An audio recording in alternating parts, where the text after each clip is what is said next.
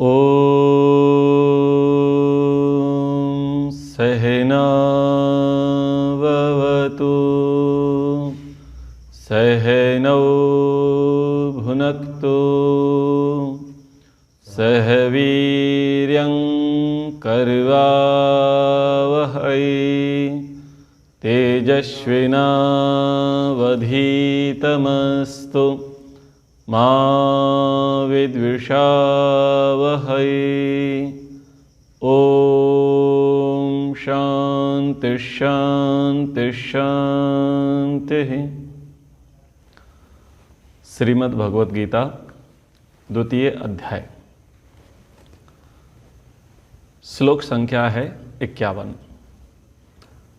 कर्मजं बुद्धियुक्ता हि फलं त्यक्त्वा मनीषिणः जन्मबंध विनिर्मुक्ताः पदं गच्छन्ति अनामयम्। तो सांख्य दर्शन में मुक्ति किससे कही गई है? ज्ञानान मुक्ति। सांख्य पढ़ा आपने? अभी नहीं पढ़ा। सांख्य दर्शन में सूत्र आता है ज्ञानान मुक्ति।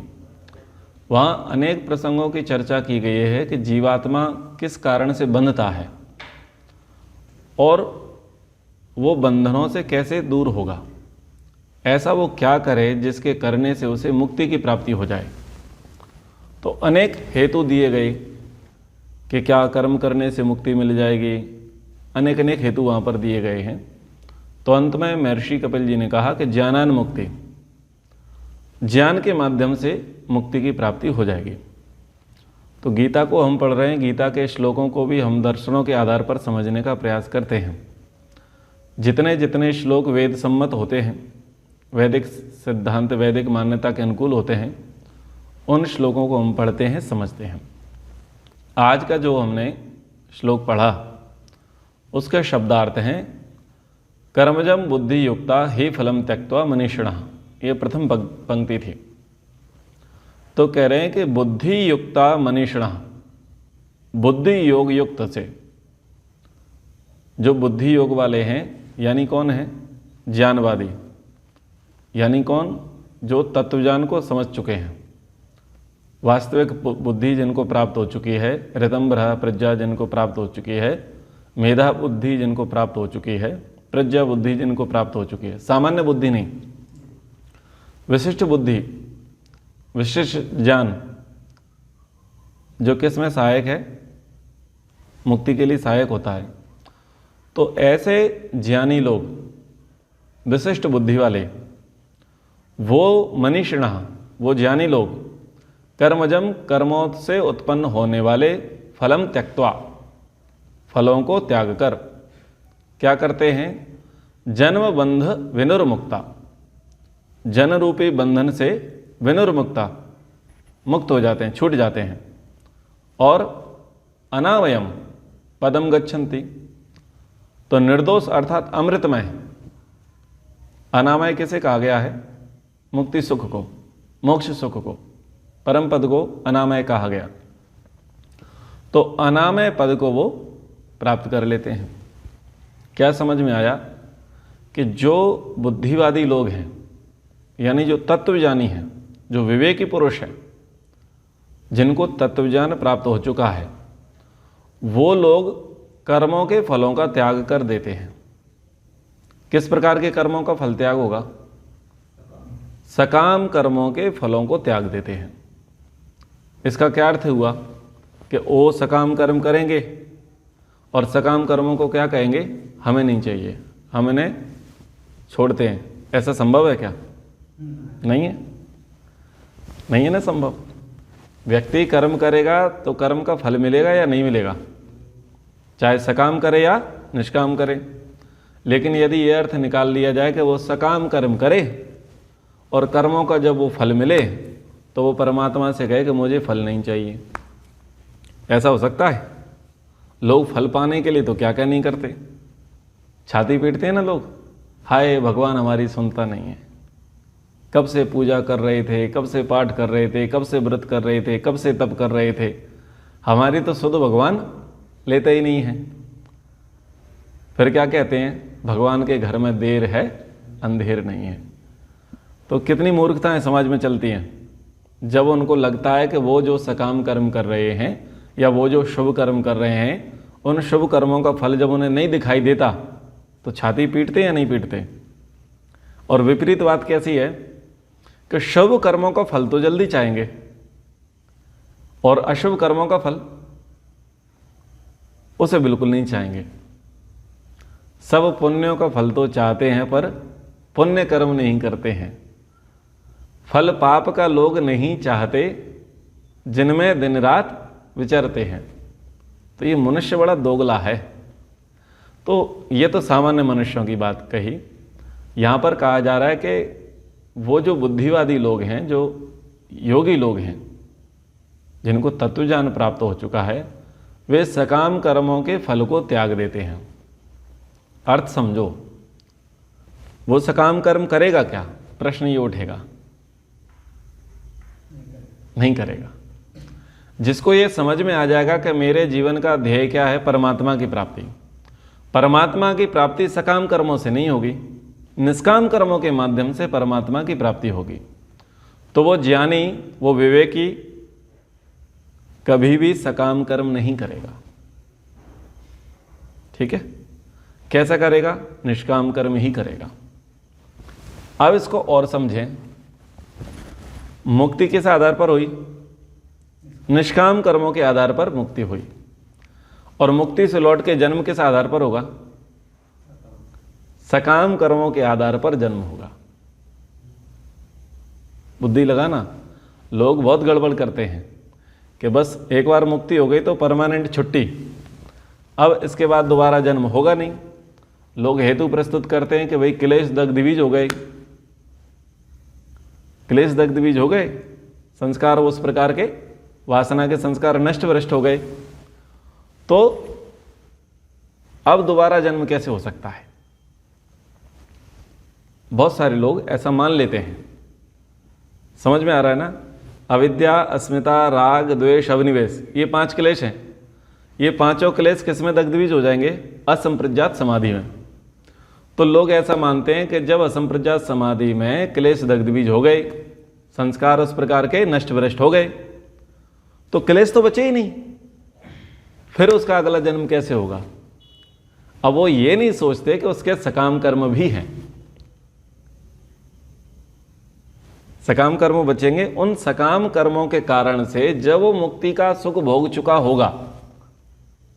कितनी बार? 36,000 बार सृष्टि का बनना बिगड़ना।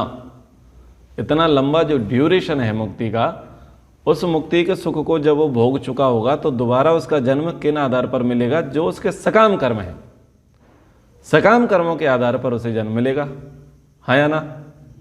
अब यहां पर क्या बात कही कि वो बुद्धि यानी जो तत्वज्ञानी है, जो मनीषी है, वो क्या करेगा? सकाम कर्मों को त्याग कर।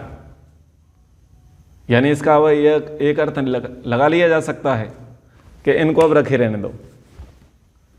जो अब से पहले मैंने सकामता पूर्वक कर्म किए, क्योंकि मेरी बुद्धि में क्या था? स्वर्ग था। मेरी बुद्धि में क्या था? भोगेच्छा थी। मेरी बुद्धि में क्या था? सांसारिक सुख था। मेरी बुद्धि में क्या था? पति पत्नी, पुत्र पुत्री, पद पैसा प्रतिष्ठा। मेरी बुद्धि में क्या नहीं था? परमात्मा नहीं था। इसलिए मैं निष्काम कर्म ना करते हुए क्या कर रहा था? सकाम कर्म कर रहा था। अब मुझे समझ में आया कि सकाम कर्म नहीं करना। कैसे करने हैं? निष्काम कर्म। तो भगवान तो बोलेंगे भाई तुम्हारा ये कर्मों का समुदाय इकट्ठा हो गया, कर्म फल दिए बगैर तो नष्ट होगा नहीं। तो फिर वो क्या कहेगा मनीषी? सकाम कर्मों का फल हमको नहीं चाहिए। क्या चाहिए? बोले पहले निष्काम कर्मों का फल दो। प्रायोरिटी किसकी अधिक होगी? अच्छी चीज की पहले प्रायोरिटी होगी। व्यक्ति छोटे सुख को ज्यादा ध्यान देगा या बड़े सुख को ज्यादा ध्यान देगा? बड़े सुख को। आप कहीं, अच्छा आप तो कहीं नहीं जाते, जैसे भोज्य सामग्री रखी जाए और उसमें मिष्ठान रखा जाए, मिष्ठान में गुड़ भी हो, खीर भी हो, रबड़ी भी हो, ठीक है। अब कोई ये कहेगा जी आइए गुड़ खाइए, अब खीर और रबड़ी आपके सामने रखी है तो गुड़ खाओगे? नहीं खाओगे, क्योंकि उससे श्रेष्ठ वस्तु अभी रखी हुई है। तो वह सकाम कर्म क्या थे? गुड़ के जैसे। निष्काम कर्म क्या थे? खीर रबड़ी के जैसे। बोले जब वीआईपी चीज है, विशुद्ध वस्तु हमारे पास है, तो इस थोती चीज की हमें क्या आवश्यकता है? तो फिर वो क्या करेगा? वो उन सकाम कर्मों को त्याग देगा। आ गया श्लोक समझ में? यहां पर कहा जा रहा है कृष्ण जी के द्वारा अर्जुन को कि मनीषी लोग, जो ज्ञानी लोग हैं, जो बुद्धि योगी हैं, जो तत्वज्ञानी हैं, जिनको कर्मयोगी कहा जा रहा है। कर्मयोगी सकाम कर्म वाले को नहीं बोला जाएगा। जब भी आपको कर्मयोग शब्द याद में, बुद्धि में आए, समाज में किसी प्रसंग में आपको कर्मयोग सुनने को मिले, तो कर्मयोग का अर्थ आप सकाम कर्म मत निकालना। कर्मयोग का अर्थ क्या निकालना है? निष्काम कर्म। यानी कैसे कर्म कर रहा है? जो योग में साधक हैं। योग यानी समाधि, जो समाधि के लिए हितकारी हैं, समाधि के लिए अनुकूल हैं, ऐसे कर्मों को जो कर रहा है वो कौन है? कर्मयोगी। वो कर्म कैसे होंगे? निष्काम कर्म। तो वो कर्मयोगी वे कर्मों से प्राप्त होने वाले फलों को त्याग कर जन्म के बंधन से मुक्त होकर के और दुखहीन दशा को प्राप्त करते हैं। दुखहीन दशा क्या है? मुक्ति। जब तक जन्म है तब तक क्या बनी रहेगी? जब तक जन्म है तब तक क्या है? दुख बने रहेंगे, दुख छूटने वाले नहीं हैं। आगे 52वां श्लोक देखते हैं। अब बुद्धि को लक्ष्य में करते हुए अर्जुन को समझाने का प्रयास किया जा रहा है कि यदा ते मोह कलिलम बुद्धिर्व्यतिरिष्यति तदा गंतासि निर्वेदम श्रोतव्यस्य श्रुतस्य च। कह रहे हैं कि हे अर्जुन, यदा ते बुद्धि मोह कलिलम व्यतिरिष्यति, जिस काल में तेरी बुद्धि मोह रूपी दलदल को पार कर जाएगी, तर जाएगी, कंडीशन अप्लाई है। जब तक बुद्धि में मोह है, लोभ है, कामना है, वासना है, तब तक संसार तो पार होने का प्रश्न ही नहीं उठता कि हम संसार को पार कर सकें।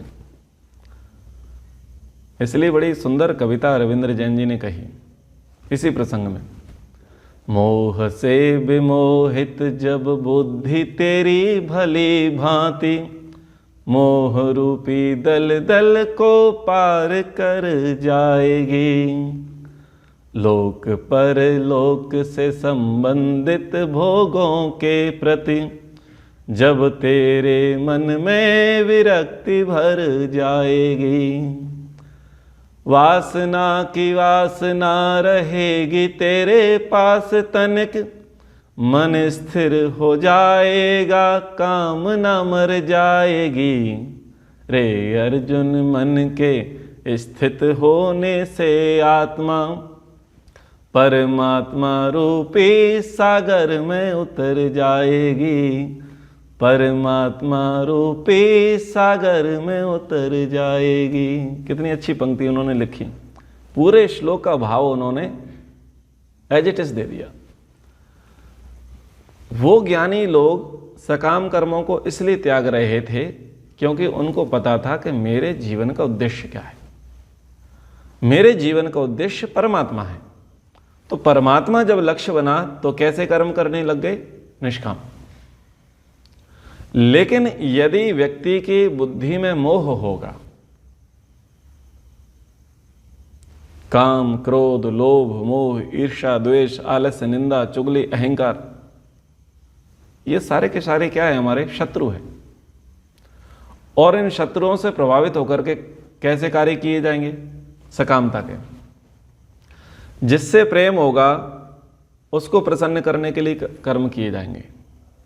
जिसके प्रति मोह होगा उसे लाभ देने के लिए कर्म किए जाएंगे। जिससे द्वेष होगा उसे प्रताड़ित करने के लिए कर्म किए जाएंगे। और जब क्रोध के वशीभूत होंगे तो ना तो प्रेमी को देखा जाएगा ना द्वेषी को देखा जाएगा। क्रोध तो किसी को नहीं देखता, वो प्रेमी पर भी अटैक करेगा और द्वेषी पर भी अटैक करेगा। क्रोध तो इतना विचित्र है। इसलिए कहा कि जब क्रोध आएगा तो बुद्धि खत्म हो जाएगी। क्रोधाद भवति सम्मोहात, सम्मोहाद स्मृति विभ्रमा, स्मृति भ्रंशात बुद्धिनाशो, बुद्धिनाशात प्रणश्यति। शांति पाठ। क्रोध आया तो क्या होगा? बुद्धि खराब, और बुद्धि खराब होगी तो शांति पाठ पक्का है, निश्चित रूप से मरेंगे, क्योंकि गड़बड़ करेंगे, बुद्धिपूर्वक काम नहीं करेंगे। तो यहाँ पर अर्जुन जी को कृष्ण जी के द्वारा बात बताई जा रही है कि जिस काल में तेरी बुद्धि, यदा ते बुद्धि मोह कलिलम व्यति तरिष्यति, जब तेरी बुद्धि मोह रूपी दलदल को पार कर जाएगी। दलदल है क्या? मोह। और यदि व्यक्ति को मोह है तो समझ लेना लोभ भी होगा, लोभ है तो काम भी होगा, काम है तो क्रोध भी होगा। एक दोष की आवश्यकता है केवल, अन्यों की आवश्यकता नहीं है कि सारे के सारे हों। वो पूरा एक समुदाय है, एक ही मेजॉरिटी के लोग हैं, चाहे काम हावी हो, चाहे क्रोध हावी हो, चाहे मोह हावी हो, चाहे लोभ हावी हो। एक की प्रायोरिटी जब व्यक्ति में हुई, हाँ, go to buffalo in the water, फिर नहीं रोका जा सकता। फिर तो व्यक्ति पुनरपि जननम पुनरपि मरणम, बार बार जन्मेगा और बार बार मरने का उसका जो चक्र है वो कभी छूट नहीं सकता। तो इसलिए यहां पर कहा कि जब तेरी बुद्धि मोह रूपी दलदल को पार कर जाएगी, तदा त्वं श्रोतव्यस्य च श्रुतस्य निर्वेदम गंतासी, तब तू सुनने योग्य और सुने हुए के वैराग्य को प्राप्त करेगा। क्या बात बताई जा रही है? मैं आपको थोड़ा सा पीछे लेके चलता हूं। पिछली बार जब मैंने मनुस्मृति का आप लोगों को शिक्षा दी, वहां पर क्या बताया? अर्थ कामेषु शक्तानम धर्म ज्ञानम विधीयते, धर्म जिज्ञासमानानां प्रमाणम परमम श्रुति। जो अर्थ और काम में आसक्त है वो धर्म का ज्ञान प्राप्त नहीं कर सकता, और जो अर्थ और काम में आसक्त नहीं है वो धर्म का ज्ञान प्राप्त कर लेगा। अब यहां पर कह रहे हैं वैसी बात है कि यदि बुद्धि में मोह होगा तो कोई व्यक्ति आपको सुनाना चाहेगा तो आप सुनोगे नहीं। अगर ये कहा जाए कि आप छोड़ दो, आप त्याग कर दो, तो उसकी बातें आपको अच्छी लगेंगी नहीं, यदि मोह है तो। और यदि मोह नहीं होगा तो सुनने योग्य और सुने हुए को करने योग्य वैराग्य को प्राप्त कर लेगा।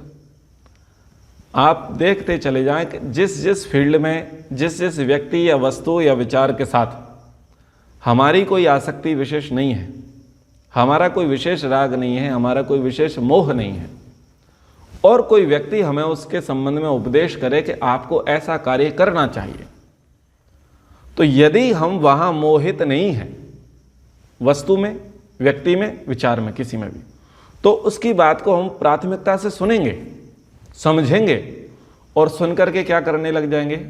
उसे क्रियान्वित करने लग जाएंगे। यानी हम किसे प्राप्त कर लेंगे? वैराग्य को प्राप्त कर लेंगे। अभी जब मैं यात्राओं में जाता हूं तो जितने सीनियर सिटीजन मिलते हैं मैं उनको आह्वान करता हूं कि भाई अब वानप्रस्थ ले लो, क्योंकि अब आपके बेटे का भी बेटा हो चुका है, अब आपके बाल पक चुके हैं, शरीर में झुर्रियां आ चुकी हैं, सारे दायित्व आपके पूर्ण हो चुके हैं। अब कोल्हू के बैल मत बनो। 25 साल सर्विस पर्याप्त है बच्चों की, अब उससे ज़्यादा सर्विस मत करो। अब उस सर्विस का कोई पारितोषिक नहीं मिलेगा, अब कम से कम खुद के लिए काम करने लग जाओ। तो उनको बातें अच्छी नहीं लगती। क्यों नहीं लगती? बुद्धि में क्या है? मोह। उस मोह के कारण उनको वो परिवार छोड़ना जचता नहीं है, परिवार छोड़ने वाली बातें उनको पचती नहीं है। लेकिन जिनकी बुद्धि में ऐसा है कि हमने अपना दायित्व निभा लिया है और हमें स्वयं की उन्नति प्रगति करनी है, तो जब उनको उपदेश करते हैं कि वानप्रस्थ धारण करो, तो वो क्या बोलते हैं? अगला शिविर कब है? शिविर के समापन पर हम वानप्रस्थ की दीक्षा ग्रहण करेंगे। इस बार भी हमने वानप्रस्थ की दीक्षा दिलाई। कब? कौन वानप्रस्थ की दीक्षा लेगा? जिसकी बुद्धि में क्या नहीं है? मोह। परिवार के प्रति मोह नहीं होगा वही छोड़ेगा। क्या? घर छोड़ेगा। और वो आपके उपदेश को सुनेगा और सुन करके किसे प्राप्त करेगा? वैराग्य को। तो ये तो केवल वानप्रस्थ की बात कही। ऐसे ही बच्चे होते हैं, आप लोग भी घरों को छोड़ के आए ना, तो यदि माताजी के प्रति, पिताजी के प्रति, भाई के प्रति, भाभीियों के प्रति और मित्र यारों के प्रति यदि मोह रहे तो बताओ घर छूटेगा क्या? नहीं छूटेगा। ऊपर से आप ये सोचें कि भाई इधर तो फैशन की ज़िंदगी है, जीन्स पहनेंगे, टी शर्ट पहनेंगे, चाउमीन खाएंगे, बर्गर खाएंगे, पिज़्ज़ा खाएंगे और थिएटर जाएंगे, पार्क जाएंगे, और आप लोगों के पास आ जाएंगे तो सफ़ेद कपड़ा मिलेंगे और मामला साफ। आजकल आकर्षण का केंद्र क्या है? बाल है ना, बोले ये भी साफ हो जाएगा। फिर आप लजीज भोजन नहीं दोगे, लजीज, डिलीशियस, ऐसा भोजन नहीं मिलेगा। मिर्च मसाले वाला भोजन नहीं मिलेगा, अलग अलग प्रकार का नहीं मिलेगा। और फिर बोले पद नहीं है, पैसा नहीं है, प्रतिष्ठा नहीं है, नौकरी नहीं है, छोकरी नहीं है, तो क्या होगा?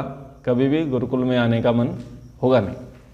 लेकिन जिनके संस्कार पक चुके हैं, जो जान चुके हैं कि भाई इसमें कुछ नहीं रखा है, हमारा बड़ा विजन है, बड़ा उद्देश्य है, बड़ा लक्ष्य है, उनको कभी भी घर त्यागने में कोई परेशानी नहीं होगी। जैसे कि तुम लोग बोलो, घर त्यागने में कोई तकलीफ हुई? नहीं हुई। शुरू शुरू में हुई होगी, लेकिन अब तो नहीं है ना। माता जी की याद तो नहीं आती, अब नहीं आती। तो मोह रहेगा तो हम छोड़ नहीं पाएंगे। तो यही स्थिति ब्रह्मचारी की है, यही स्थिति गृहस्थी की है, सभी की यही है। और यहाँ पर स्थिति किसकी हो रही है? अर्जुन की। क्यों? ताऊ को नहीं मारूंगा, दादा को नहीं मारूंगा, भैया को नहीं मारूंगा, ससुर को नहीं मारूंगा, मामा को नहीं मारूंगा, अरे गुरुजी को कैसे मार सकता हूं? Get success and success but don't forget your real position. हे कहा ना, फलो फूलो अपनी औकात मत भूलो। आज हम जो कुछ भी हैं इन्हीं के कारण से तो हैं। और आज एक धरती के टुकड़े के लिए हम अपने परिवार के लोगों के प्रति शस्त्र लेकर के खड़े हो जाएं, बात जमती नहीं है। क्या था परेशानी? बुद्धि में क्या था? मोह था।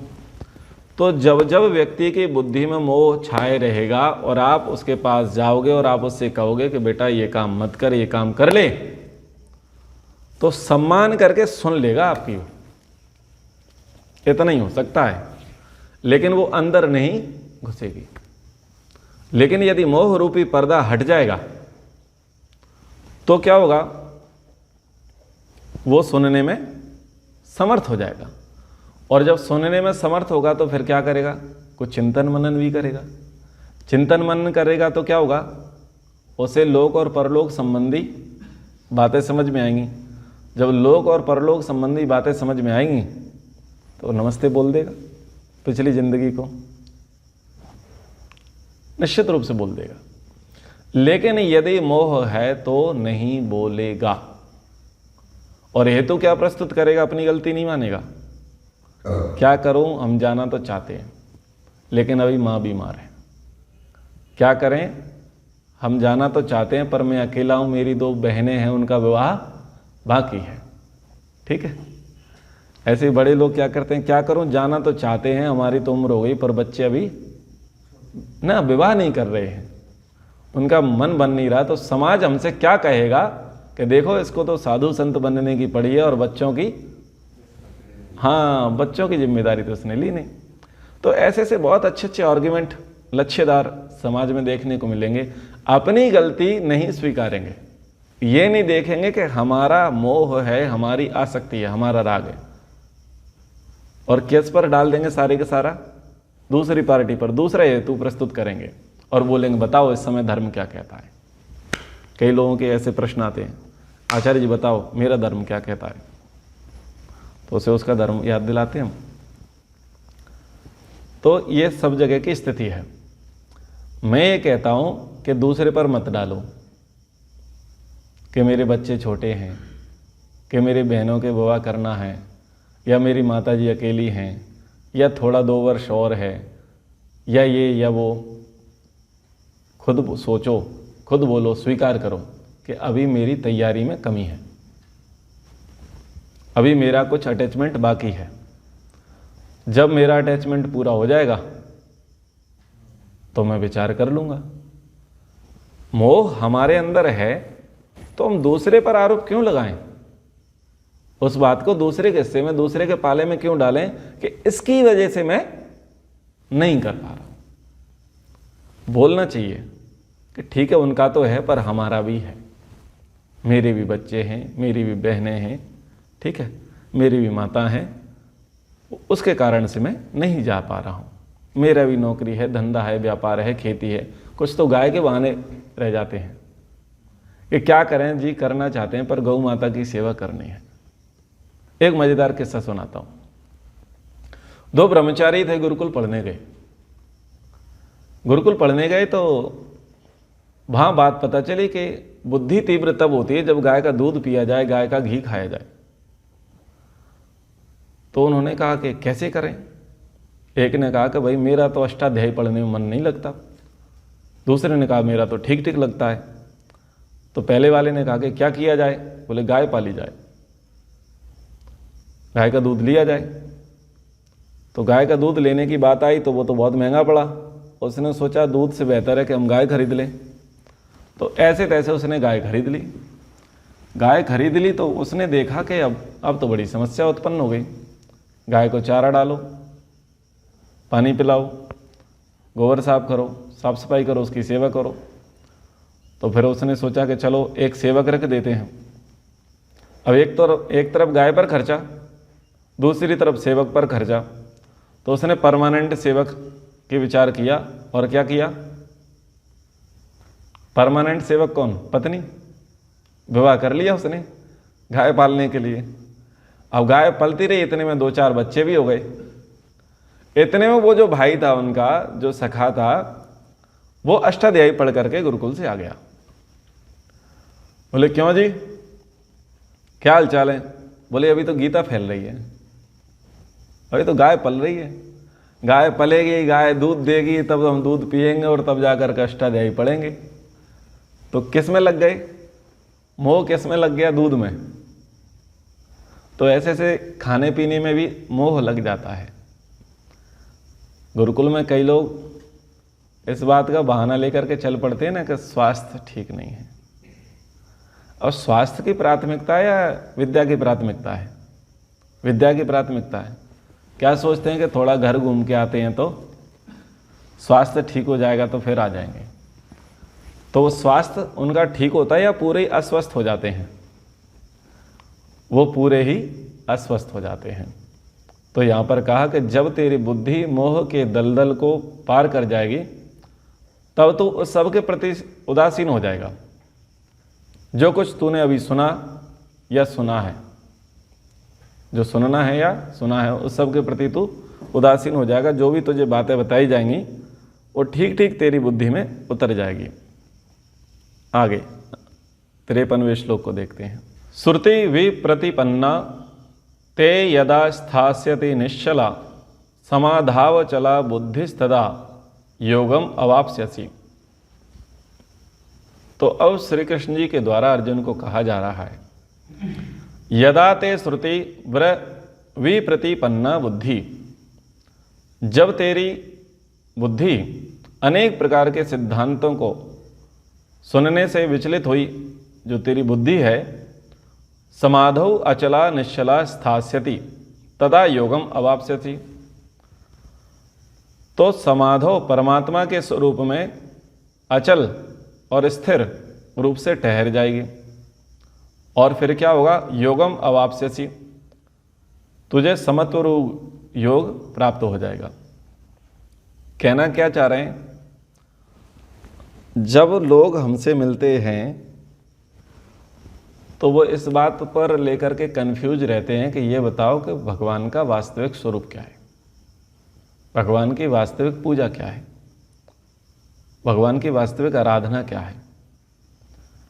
ईश्वर की खोज में धर्म की खोज में व्यक्ति क्या करता है, संप्रदायों में घूमता है, कभी इसके पास, कभी उसके पास, कभी इसके पास, कभी उसके पास, कई संप्रदायों में वो चक्कर लगाता है।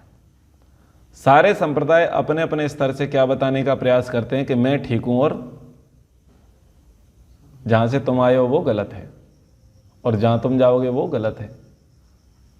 फिर भी व्यक्ति को संतुष्टि नहीं होती और वो उनको भी सुनता है, फिर औरों को भी सुनता है, औरों को भी सुनता है, तो वो बड़ा कन्फ्यूज रहता है। तो कन्फ्यूज व्यक्ति को कभी भी तत्व का बोध नहीं होगा।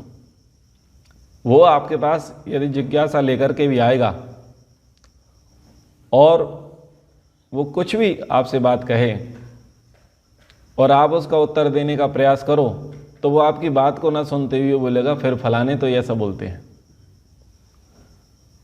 उसने प्रश्न किया, ध्यान देना क्या करेगा, उसका चित्त कितना चंचल होता है, वो आपसे प्रश्न करेगा।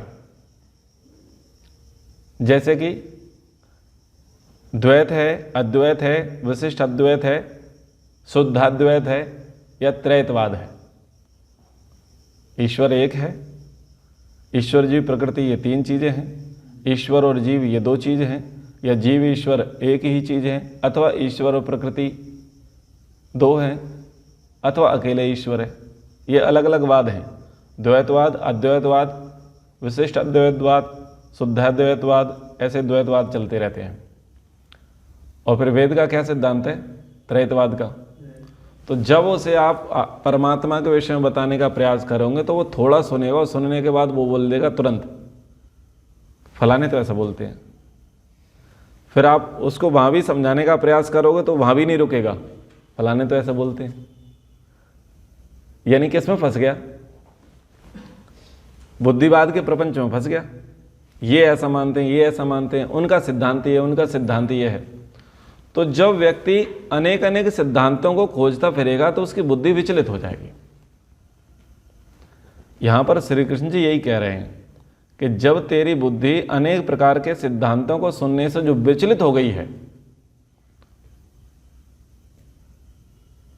तो जब उसका विचलित स्थिति है वो जब छूट जाएगी और एक जगह वो स्थिर हो जाएगी, ठहर जाएगी, परमात्मा में जब ठहर जाएगी, तब तू योग को प्राप्त कर लेगा, तब तू समाधि को प्राप्त कर लेगा, तब तू परमात्मा को प्राप्त कर लेगा। इसको बड़े सरल रूप से मैं आपको बताता हूं कि जैसे आप वैष्णव मत में जाएं तो वहां पर ईश्वर किसी को बताया गया है और उसकी उपासना के लिए, उसकी प्राप्ति के लिए और उसकी मुक्ति के लिए कोई अलग साधन दिए हैं। लेकिन जब शाक्त मत में जाओगे तो वहाँ पर ईश्वर कोई और बताया गया है, उसकी प्राप्ति के लिए, उसकी भक्ति के लिए अनेक अलग साधन बताए दिए हैं। तो जितने जितने भी संप्रदाय आज हम देखते हैं जो वर्तमान में जीवित हैं, कई तो संप्रदाय नष्ट भ्रष्ट हो गए, जितने भी संप्रदाय आज हैं वो अलग अलग तरीके से ईश्वर को बताते हैं कि ये फलाना फलाना ईश्वर है, और फिर ईश्वर की प्राप्ति के लिए ये पूजा पाठ कर्मकांड अनुष्ठान आपको करने पड़ेंगे। ठीक है, तो वो सब ये बताते रहते हैं, लेकिन सब किस में एक मत है, सदाचार में। क्योंकि एक मत वाला जिस पूजा पद्धति का विधान करता है, दूसरे मत वाला उसका विरोध कर देगा, और दूसरे के पास जाओगे तो तीसरा उसका विरोध कर देगा। लेकिन सारे संप्रदाय किस एक बात में कॉमन है, सदाचार में। आचरण की प्रतिष्ठा मुख्य प्रायोरिटी। सदाचार से हीन व्यक्ति को वेद भी पवित्र नहीं करता। व्यक्ति आस्तिक माना जाए या नास्तिक माना जाए, व्यक्ति इस मत का माना जाए या उस मत का माना जाए, वो चाहे कितना ही कट्टर हो या सौम्य हो, मूल व्यवहार क्या प्रभावित कर देने वाला होगा कि व्यक्ति सरल है, व्यक्ति विनम्र है, व्यक्ति सत्यवादी है, व्यक्ति अहिंसक है, व्यक्ति ईश्वर भक्त है। ये जो मूल गुण है, जो शुद्ध सदाचार है, उसको सारे संप्रदाय वाले स्वीकार करते हैं। समझ में आ रहा है ना? इसको स्वीकार नहीं किया जाएगा। किसने किस प्रकार का तिलक लगाया, किसने किस प्रकार की कंठी पहनी, किसने किस प्रकार की पूजा पाठ की, किसने किस प्रकार के वेशभूषा पहनी, और कौन किस प्रकार से उस भगवान को मानता है, उसमें किसी का एक मत नहीं होगा। लेकिन आचरण की शुद्धि में, आचरण की पवित्रता में क्या होगा, सारे संप्रदाय वाले क्या करेंगे, उसके सामने नतमस्तक हो जाएंगे। महर्षि दयानंद जी के साथ यही हुआ था।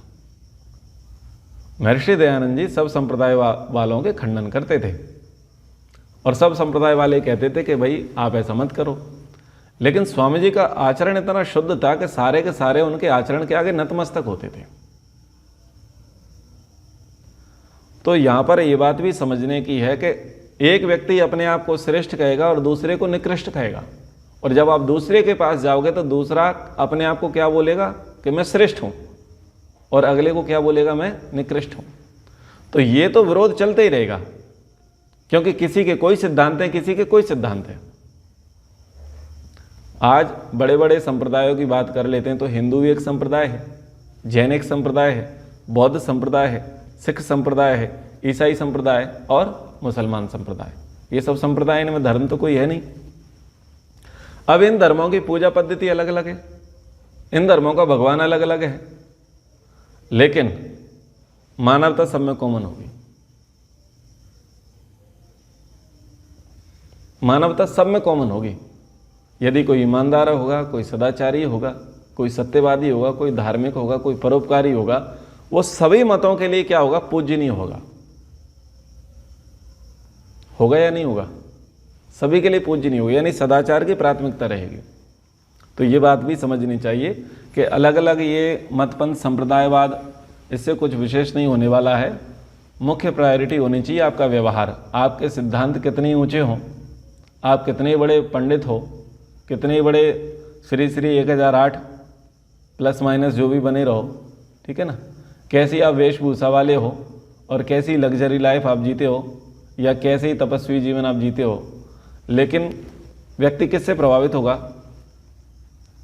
आपके वैभव से प्रभावित नहीं होगा, आपके रूप से प्रभावित नहीं होगा, आपकी भाषा से प्रभावित नहीं होगा। व्यक्ति प्रभावित होगा तो केवल मात्र आपके व्यवहार से, आचरण से, उससे प्रभावित होगा। तो वो महत्वपूर्ण है। सूरत महत्वपूर्ण नहीं है, सीरत महत्वपूर्ण है। सूरत तो कितने सारे लोगों की यहाँ पर हम देखते हैं, क्या आज तक वो सूरत हमें याद है? नहीं याद है, लेकिन सीरत हमेशा याद रहती है। सीरत यानी व्यवहार, वो हमेशा याद रहता है। तो यहाँ पर श्री कृष्ण जी अर्जुन से कह रहे हैं कि हे अर्जुन, ये जो अनेक अनेक सिद्धांतों को जो तूने सुन लिया है, या अलग अलग प्रकार से जो तू आर्गुमेंट कर रहा है, इससे तेरी बुद्धि में भ्रम पैदा हो गया है। इसलिए इन भ्रमों को, इन प्रपंचों को तू साइड कर, परे कर, और सिद्धांतों को छोड़, परमात्मा में बुद्धि लगा। लोग परमात्मा में बुद्धि नहीं लगाते, सिद्धांतों में बुद्धि लगाते हैं। तो यदि व्यक्ति परमात्मा में बुद्धि लगा लेगा तो कैसा हो जाएगा, वो अचल हो जाएगा, स्थिर हो जाएगा, और उसके जीवन के लक्ष्य क्या रहेगा, केवल मात्र परमात्मा की प्राप्ति। एक सूत्रीय कार्य उसका रहेगा। तो फिर उसकी बुद्धि जो है परमात्मा में ठहर जाएगी और परमात्मा से उसका नित्य संयोग हो जाएगा, यानी उसे योग की प्राप्ति हो जाएगी, यानी उसे परमात्मा की प्राप्ति हो जाएगी।